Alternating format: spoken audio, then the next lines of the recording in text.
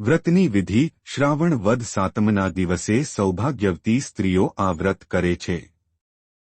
વ્રત કરનારે સવારે વહેલા ઉઠી ઠંડા પાણીથી નહાવું તથા આખો દિવસ ટાઢું ખાવું.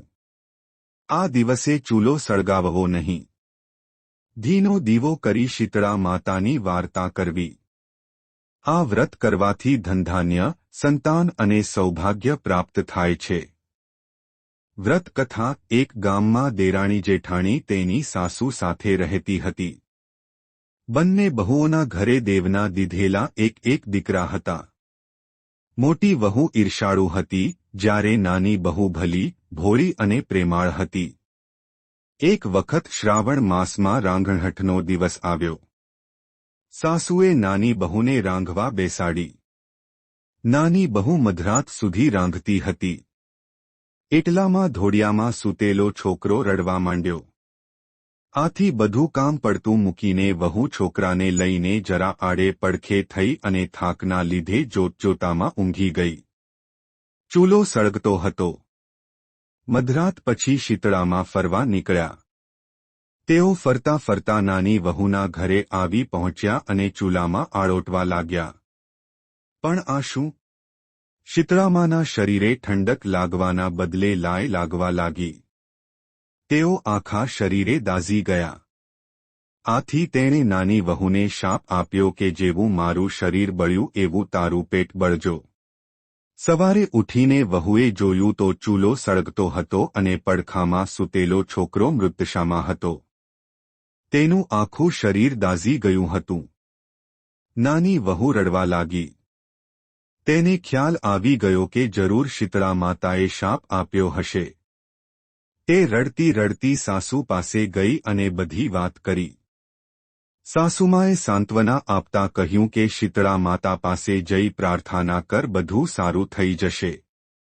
બાળકને ટોપલામાં નાખી નાની બહુ નીકળી પડી. રસ્તામાં બે તલાવડી તેણે જોઈ. બંને તલાવડી પાણીથી છલોછલ હતી, પણ કોઈ તેનું પાણી પીતું ન હતું. જે પણ પીએ તે મૃત્યુ પામતું હતું. નાની બહુને જોઈ તલાવડીઓ બોલી, બહેન તું ક્યાં જાય છે? નાની બહુએ કહ્યું, હું શીતળા માતા પાસે શાપના નિવારણ માટે જાઉં છું. તલાવડીઓએ કહ્યું કે બહેન, અમે એવા તે કેવા પાપ કર્યા હશે કે કોઈ અમારું પાણી પીતા જ મૃત્યુ પામે છે? અમારા શાપનું નિવારણ પૂછતા આવજો.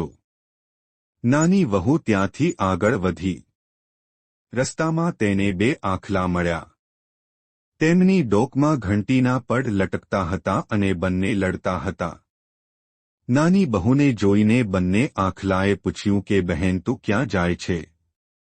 બહુએ કહ્યું કે હું મારા શાપનું નિવારણ કરવા જાઉં છું. તલાવડીઓએ કહ્યું કે બહેન, અમે એવા તે કેવા પાપ કર્યા હશે કે કોઈ અમારું પાણી પીતા જ મૃત્યુ પામે છે?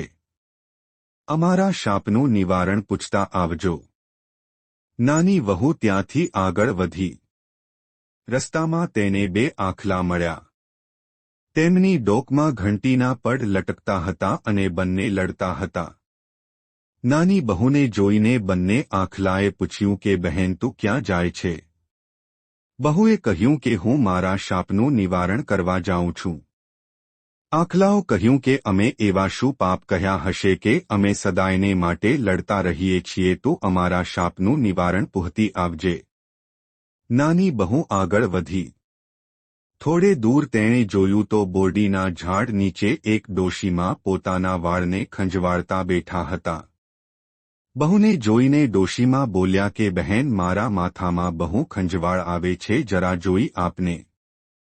વહુ દળાયું હતી. તેને ઉતાવળ હતી છતાં પોતાના છોકરાને ડોશીમાના ખોળામાં મૂકી જુઆ વીણવા બેસી ગઈ. થોડી વારમાં ડોશીમાની ખંજવાળ મટી ગઈ.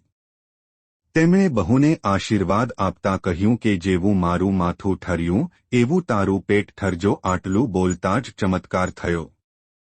ડોશીમાના ખોળામાં રહેલ છોકરો સજીવન થઈ ઉઠ્યો.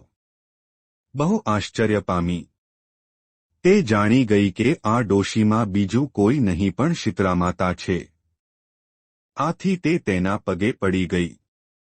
વહુએ તલાવડીઓના શાપનું નિવારણ પૂછ્યું. શીતળા માતા બોલ્યા કે પૂર્વજન્મમાં આ બંને તલાવડીઓ શોક્યો હતી અને રોજ ઝઘડ્યા કરતી હતી. કોઈને શાકહાશ આપે નહીં અને આપે તો પાણી નાખીને આપે. આથી એમનું પાણી કોઈ પીતું નથી. પણ તું એમનું પાણી પીજે એટલે એમના પાપોનો નાશ થશે.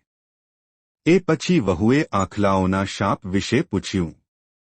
તેના જવાબમાં શીતળામાં બોલ્યો કે ગયા જન્મમાં બંને દેરાણી જેઠાણી હતી.